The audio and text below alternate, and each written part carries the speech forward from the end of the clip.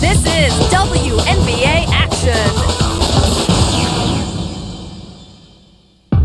This week, we'll recap the first half of the season with the Silver Stars shining out west, while Lindsay Whalen and the Sun are setting the pace in the east. Plus, we'll have the story of a Hall of Famer's return to the court. We'll go all access with a future Hall of Famer, Yolanda Griffith. And as always, we'll have the top 10 plays of the week. Full fake for Whalen, and the layup is good. Beautiful move by Lindsay Whalen.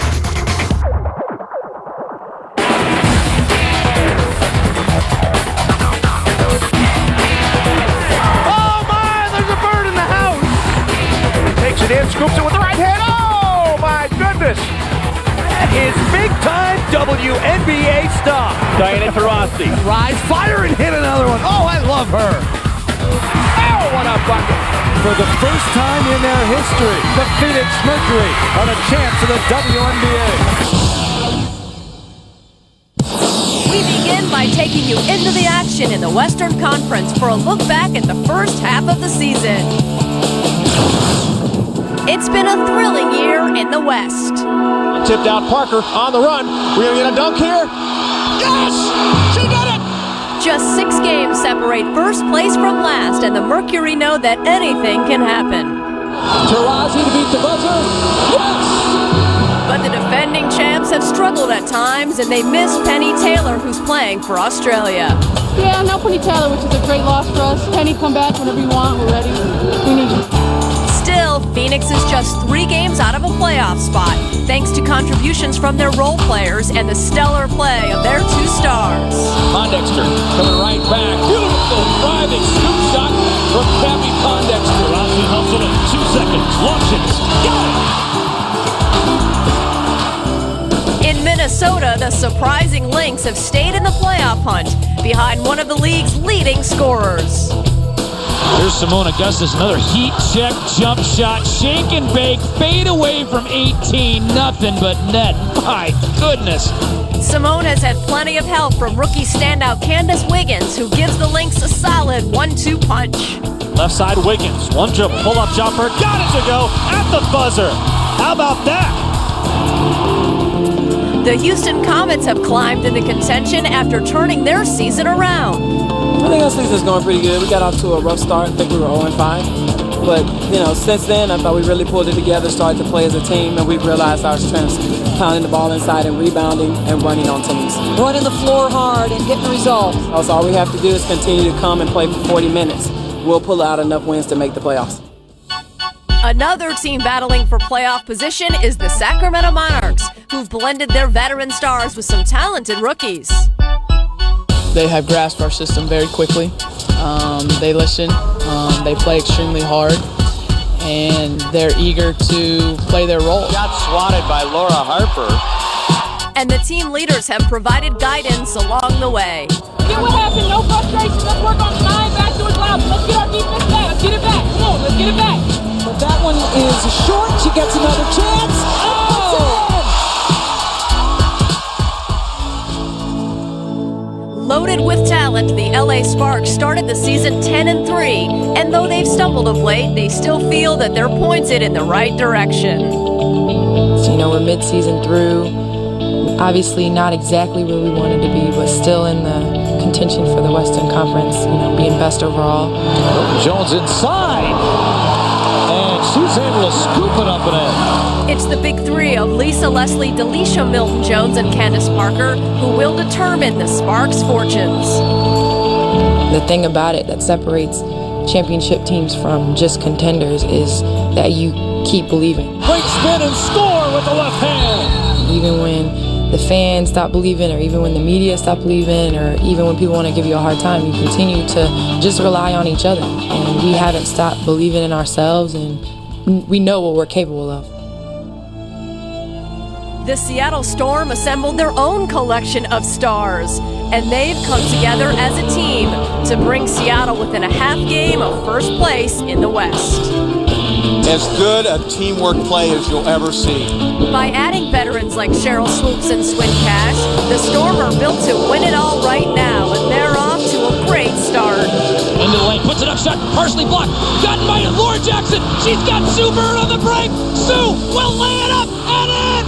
Seattle with the lead. You know, we've got the team to do it this year. Brian's put together a great team, so we've just been working as much as we can, and yeah, hopefully keep going.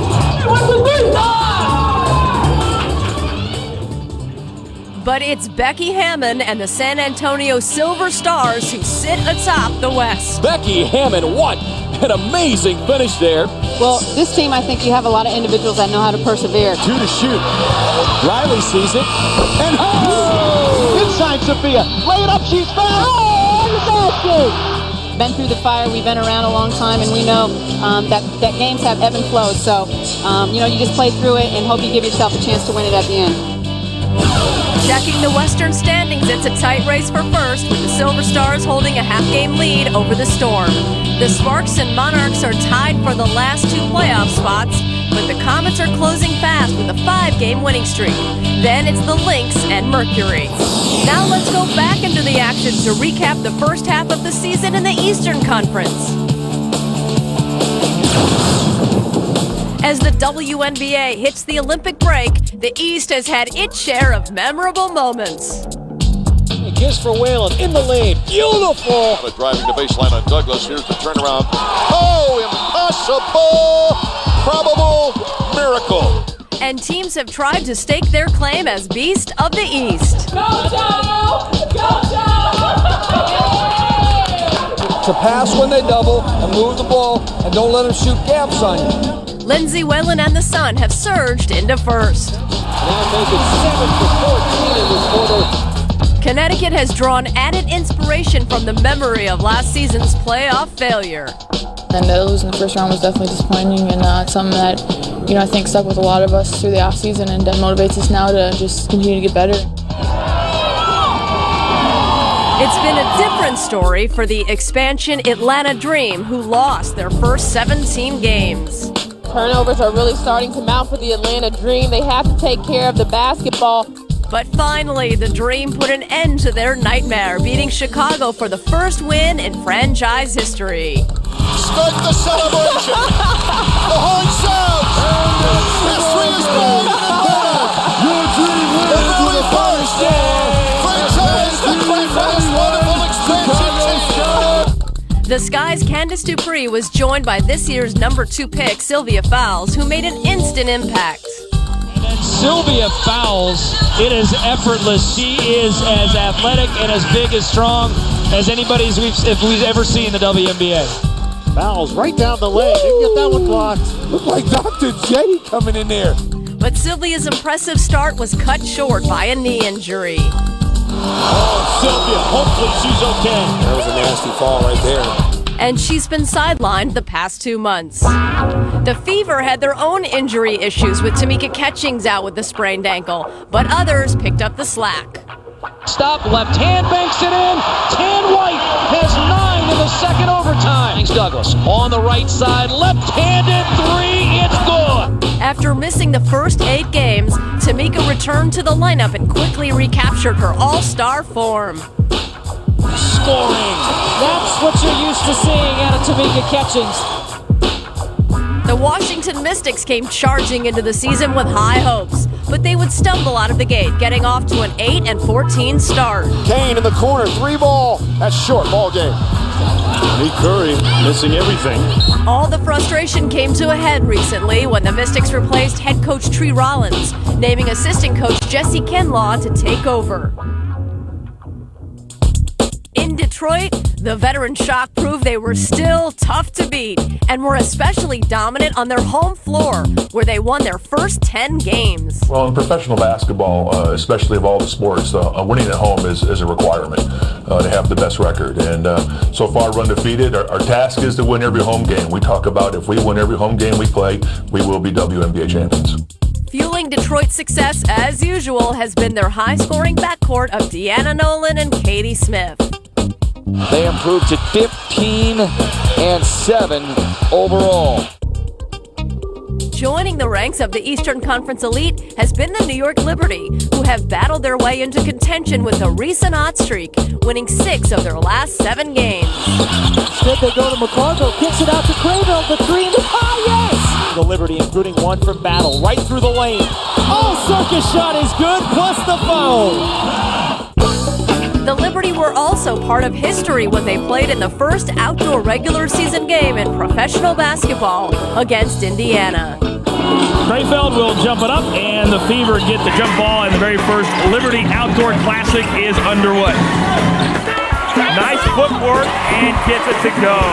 And the fireworks go off, and it certainly was a special night here at Arthur Ashe Stadium. Now let's check out the Eastern Conference standings. It's the Connecticut Sun leading the way by half a game over the Liberty, who have now taken over second place, while the Shock have dropped down to third. The Fever are in fourth, followed by the Mystics, Sky, and Dream.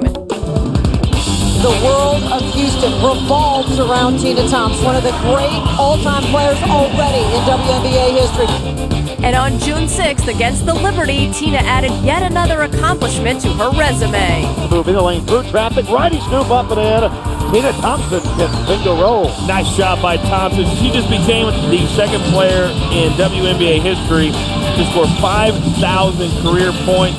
The first player to reach that mark was Lisa Leslie, who recently achieved another milestone, hitting new heights in rebounding. Pass to the left side, Ferdinand Harris for 3. Off the iron, Leslie rebounded, a quick putback. Wow. Lisa Leslie is so dominant on the block. Leslie with the rebound, there it is.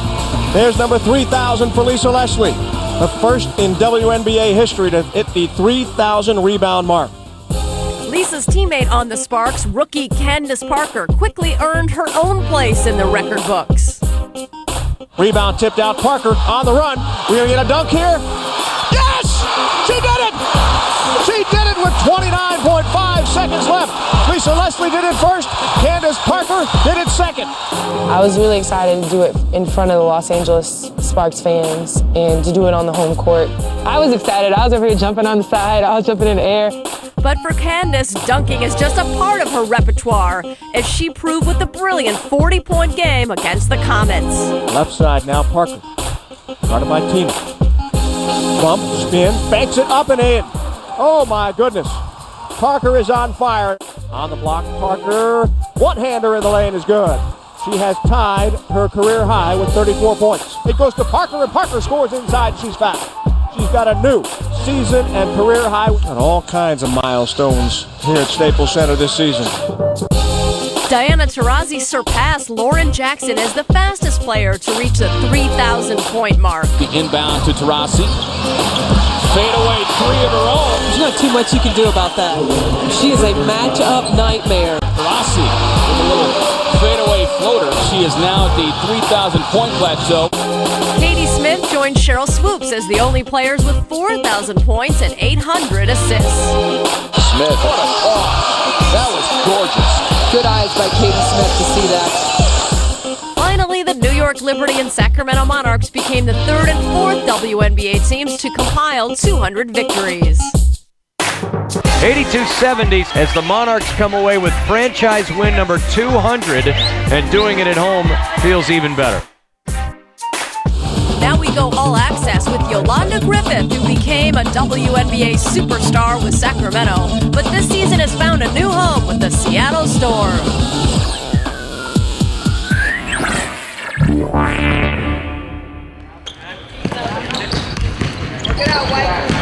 Thiago, coming.